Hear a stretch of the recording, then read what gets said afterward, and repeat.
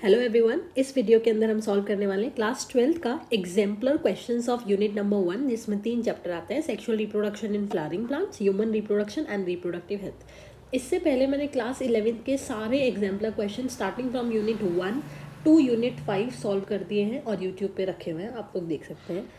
अब हम शुरू कर रहे हैं चैप्टर 2, जो कि टेक्निकली आपकी नई किताबों में चैप्टर 1 हो गया है, sexual reproduction in flowering plant. Let's start. Among the terms listed below, those that of are not technically correct. Names for a floral whorl. अब हमने मॉर्फो में भी पढ़ा है कि 4 तरीके के फ्लोरल whorl होते हैं: calyx, corolla, androecium and gynoecium. तो हमको एंड्रोशियम मिल गया, कोरोला मिल गया, कार्पल और सेपल तो whorl होते ही नहीं है, ये तो whorl के यूनिट्स है, मेंबर्स है। तो आंसर क्या हो जाएगा? Second and fourth. अगला question, embryo sac is to ovule as dash is to an anther. Analogy पूछिए। अब एम्ब्रियो सैक क्या है? Female gametophyte. तो फीमेल गेमेटोफाइट ओव्यूल के लिए जो है वो एंथर के लिए क्या है? तो एंथर के लिए हम क्या बताएंगे? Mail gametophyte. मेल गेमेटोफाइट किसको बोलते हैं? Pollen grain. सेकंड का क्या हो जाएगा? C. In a typical complete bisexual hypogynous flower, the arrangement of floral whorls on the thalamus from the outermost to the innermost. हमको पता है आउटरमोस्ट टू इनरमोस्ट हो जाएगा calyx, corolla, androecium, gynoecium, that is KCAG। ढूंढो calyx, corolla, androecium, gynoecium, A. A dicot plant bears flowers, फूल आते हैं but never produces fruits, लेकिन फ्रूट्स नहीं आते, शायद ओवरी नहीं होगी, हो सकता है। And seed, the most probable cause for the above situation is ovary नहीं, इसका मतलब फ्लावर्स शायद यूनिसेक्सुअल हो सकते हैं, यूनिसेक्सुअल होंगे और उसमें फूल भी कौन सा है? मेल वाला है, मतलब स्टेमन है, तो हो सकता है स्टेमिनेट यूनिसेक्सुअल फ्लावर हो। Plant is dioecious and bear only pistillate flower. अगर पिस्टिलेट फ्लावर है तो मतलब ओवरी तो है, तो अगर कहीं और से पॉलन आता तो यहाँ पे तो फ्रूट बन जाता, चांसेस है ना, ये तो गलत हो गया। Plant is dioecious and bear both pistillate and staminate flower. अगर पिस्टिलेट और स्टेमिनेट फ्लावर दोनों है तो गाइटेनोगेमी होके यहाँ पे फ्रूट बन जाना चाहिए था, ये भी गलत है। प्लांट इज मोनोइशियस, अगर मोनोइशियस से मतलब मेल और फीमेल दोनों सेक्स ऑर्गन एक ही जगह पे है, तो यार ये इधर भी हो जाना चाहिए था, ये भी गलत है। प्लांट इज डाइशियस मतलब यूनिसेक्सुअल प्लांट है और उसमें सिर्फ स्टेमिनेट फ्लावर है, तो भाई तो यहाँ पे तो बिल्कुल भी फ्रूट बनने के चांसेस नहीं है, क्योंकि स्टेमिनेट फ्लावर है तो मतलब देयर इज नो ओवरी, तो ओवरी नहीं है, तो यही जाके किसी और को पॉलिनेट कर सकता है, ये खुद पॉलिनेट होकर फ्रूट नहीं बना सकता। Answer 4। Next question, the outermost and innermost wall layers of microsporangium in an anther are. सबसे बाहर होती है एपिडर्मिस, सबसे अंदर होती है टेपेटम। ये होती है outermost, protective, parenchymatous, single cell thick. Tapetum nutritive है, स्पोरोपोलिन बनाती है, एंजाइम्स बनाती है, हार्मोन्स बनाती है, ये सारे काम है। During microsporogenesis meiosis occur in. Meiosis हमेशा मदर सेल में होगा, microspore mother cell. From among the sets of terms given below identify those that are associated with gynoecium. Stigma style ovary, हाँ। ओव्यूल, हाँ ये भी है, ये भी है। Thalamus pistil style, thalamus, ovule ovary, tapetum, ovule, stamen. Answer A. Next, starting from innermost part, the correct sequence of parts in an ovule are. Innermost सबसे अंदर तो आपको पता है कि एग है, एग होता है न्यूसिलस में, नहीं एग होता है एम्ब्रियो सैक में, ये तो गलत हो गया। एग होता है एम्ब्रियो सैक में, सही है। एम्ब्रियो सैक होता है न्यूसिलस में, सही है। न्यूसिलस के बाहर होता है इंटेगुमेंट, बिल्कुल सही है, बी सही लग रहा है मुझे, ठीक है। 8 का हो गया हमारा B. Next, from the statement given below choose the option that are true for a typical female gametophyte of a flowering plant. It is 8 nucleated in 7 cell, सही है। It is free nuclear during the development, सही है। शुरुआत में से nucleus divide करता है, बाद में सेल वॉल आती है, वो भी 6 सेल्स के around. It is situated inside the integument but outside the nucellus, no it is situated inside the nucellus. It has an egg apparatus situated at the chalazal end, egg apparatus is situated at the micropylar end. तो first और second हमारा सही हो गया है, तो 9 का हो गया C. Autogamy can occur in a chasmogamous flowers if. किसी भी फ्लावर में ऑटोगेमी तभी होगी जब उसके दोनों सेक्स ऑर्गन साथ में मेच्योर होते हैं, they are getting simultaneously matured, तो both pollens and ovules mature simultaneously, C हो गया। नेक्स्ट, कितने क्वेश्चन है भाई। Choose the correct statement from the following. Cleistogamous flowers always exhibit autogamy, बिल्कुल सही है, 100% सही बात है। अगर क्लिस्टोगेमस फ्लावर्स है मतलब फूल बंद है, और अगर बंद है तो यार जीनोगेमी या गाइटेनोगेमी का तो चांसेस ही नहीं है, हमेशा ऑटोगेमी होगी, तो हमको बाकी तो पढ़ने की भी जरूरत नहीं है, ये तो 100% सही बात है। A particular species of plant producer light, हल्के हैं तो मतलब हवा में डाल रहे हैं, नॉन स्टिकी अगेन हवा में डाल रहे हैं भाई, और लार्ज नंबर, क्योंकि विंड पॉलिनेशन में चांसेस सबसे कम होते हैं, तो हमको हमेशा बहुत ज़्यादा नंबर में बनाने पड़ते हैं। लॉन्ग एंड फेदरी स्टिग्मा, बिल्कुल सही है, कंफर्म्ड हो गया विंड पॉलिनेशन में। From among the situations given below choose the one that prevent both autogamy and geitonogamy, मतलब जिसके अंदर ऑटोगेमी और गाइटेनोगेमी दोनों प्रिवेंट हो जाए, मतलब कुछ भी नहीं हो रहा है, क्रॉस पॉलिनेशन ही होगा। ऐसा क्यों हो रहा है? हो सकता है फ्लावर के अंदर, मतलब एक प्लांट के अंदर सिर्फ मेल हो या फिर सिर्फ फीमेल हो, तो ये अकेला ऑटोगेमी तो कर नहीं सकता, ये और ये गाइटेनोगेमी भी कर नहीं सकते, मतलब यूनिसेक्सुअल प्लांट है और यूनिसेक्सुअली फ्लावर है। तो monoecious plant bearing unisexual flower, monoecious है तब तो मतलब दोनों सेक्स ऑर्गन्स है। Dioecious plant bearing only male और फीमेल फ्लावर, ये सही है। डाइशियस मतलब दो घर, ये वाला सीन है कि दो प्लांट है और दोनों में सिर्फ एक एक या तो मेल फ्लावर है और या फीमेल फ्लावर है, ये बिल्कुल सही है। 13 का आंसर हो जाएगा हमारा B. Next, in a fertilise embryo sac the haploid diploid and triploid structure. अरे ये तो PYQ है भाई तुम्हारे 2023 का, यहाँ से उठाया है। एम्ब्रियो सैक क्या है भाई? Haploid diploid and triploid structure बताने। हैप्लॉइड सिनर्जिड है, डिप्लॉइड जाइगोट है, ये 3N है, सिनर्जिड N है, एंटीपोडल N है, ये 3, ये गलत हो गया। एंटीपोडल N है, सिनर्जिड N है, ये गलत हो गया। सिनर्जिड N है, ये गलत हो गया। आंसर तुम्हारा यही है, 14 का ये हो गया। Okay, in an embryo sac the cells that degenerate after fertilisation. Fertilisation के बाद में जो डीजनरेट हो जाते हैं, सिनर्जिड तो हो जाते हैं, प्राइमरी एंडो, अच्छा ये डीजनरेट हो जाएगा, खाना कौन देगा? सिनर्जिड एंड एंटीपोडल, हाँ दोनों ही डीजनरेट हो जाते हैं। एंटीपोडल एंड प्राइमरी एंडोस्पर्म, ये तो खाना देता है। एग को डीजनरेट करा दोगे तो जाइगोट एम्ब्रियो क्या करेंगे फिर? B. While planning for an artificial hybridization program involving dioecious plants, the following step would not be relevant. अगर dioecious plant है मतलब यूनिसेक्सुअल प्लांट है तो कौन सा स्टेप रेलिवेंट नहीं होगा?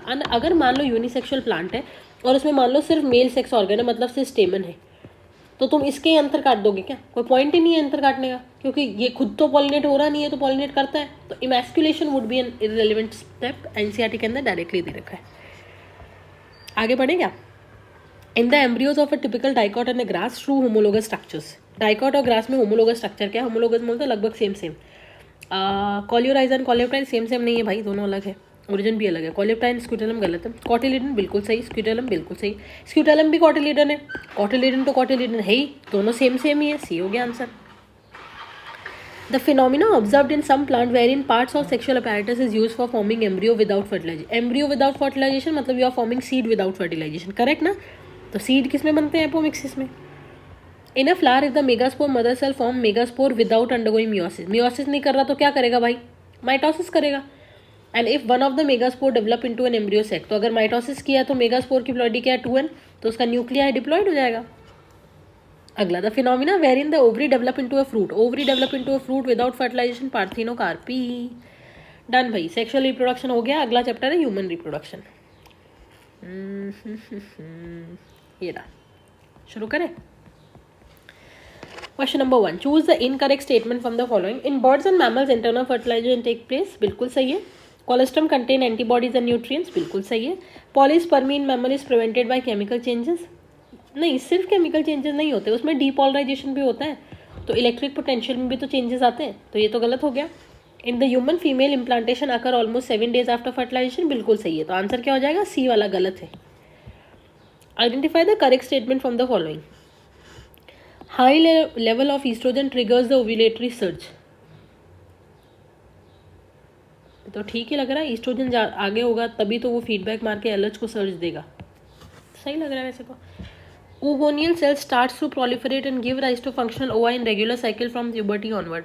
प्यूबर्टी में ऊगोनिया सेल्स प्रोलिफरेट नहीं होते हैं। हमने एनसीईआरटी में एक लाइन दे रखी कि no more oogonia are added after birth, मतलब बर्थ के बाद में और ऊगोनिया नहीं बनते हैं, तो इन्होंने तो बोला प्रोलिफरेट कर रहे हैं, मतलब इन्होंने बोला और बन रहे हैं, वो तो पॉसिबल ही नहीं है। Sperms release from seminiferous tubules are highly motile, नहीं, वो मोटिलिटी तो एपिडिडाइमिस में गेन करते हैं। Progesterone level is high during the post ovulatory phase of menstrual cycle.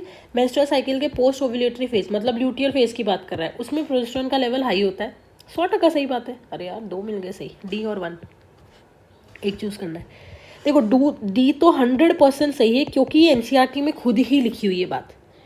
अब बात करते हैं high level of oestrogen triggers the ovulatory surge. NCERT में ले रखा है कि एलएच सर्ज जो होता है वो ओव्यूलेशन कराता है, तो ईस्ट्रोजन उन्होंने डायरेक्ट थ्योरी में नहीं दे रखा है। ईस्ट्रोजन वाली बात हम फ्लो चार्ट से निकालते हैं कि भाई ईस्ट्रोजन जो है वो बढ़ता है तो वो फीडबैक मारता है, तो एलएच बढ़ता है, और एलएच की वजह से ग्राफियन फॉलिकल फटता है और ओवम रिलीज होता है। तो ये डायरेक्टली बात नहीं दी हुई है। इसकी जगह अगर हम लिखते हैं कि high level of LH triggers the ovulatory search, तो ज़्यादा टेक्निकली करेक्ट होगा NCERT के हिसाब से, तो मैं ए चूज़ करूँगी।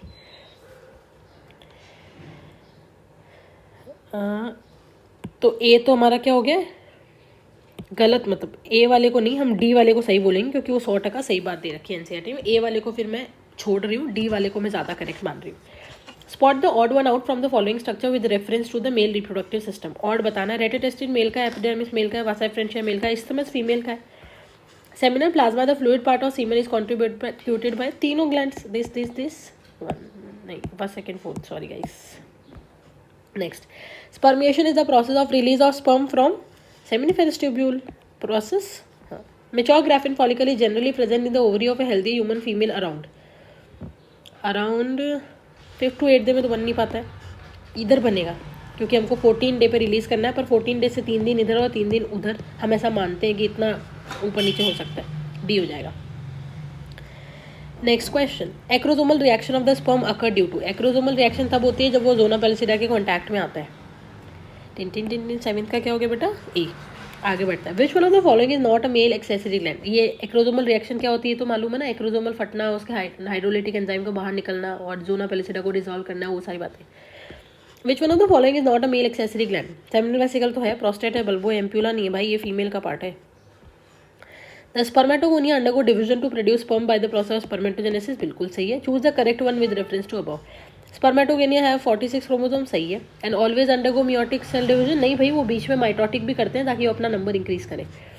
Primary spermatocyte divide by mitotic cell division, अच्छा, तो फिर मियोसिस कौन करेगा, मियोसिस 1 कौन करेगा। सेकेंडरी स्पर्मेटोसाइट हैव 23 क्रोमोसोम, सही है। And undergo second meiotic division, सही है। Spermatozoa are transformed into spermatid, नहीं, spermatid are transformed into spermatozoa, उल्टा लिखा है, तो सही पूछा है ना हमसे, तो हमको सी मिला था सही। अगला मैच करना है, मिडिल पीस में तो एनर्जी होती है क्योंकि माइटोकॉन्ड्रिया होते हैं, तो बी का हो गया थर्ड। अरे यार मिल गया ये आंसर, चलो भाई 10th का हो गया हमारा B. Which among the following has 23 chromosome. Spermatogonia में 46 है, जाइगोट में 46 है, दोनों 2n है। सेकेंडरी oocyte में 23 है, n है। oogonia 46 है, 2n है। आंसर हमारा सी हो जाएगा। मैच करना है इनको। ट्रोफोब्लास्ट, क्लीवेज माइटोटिक डिवीजन हो जाएगा, बी का 4th।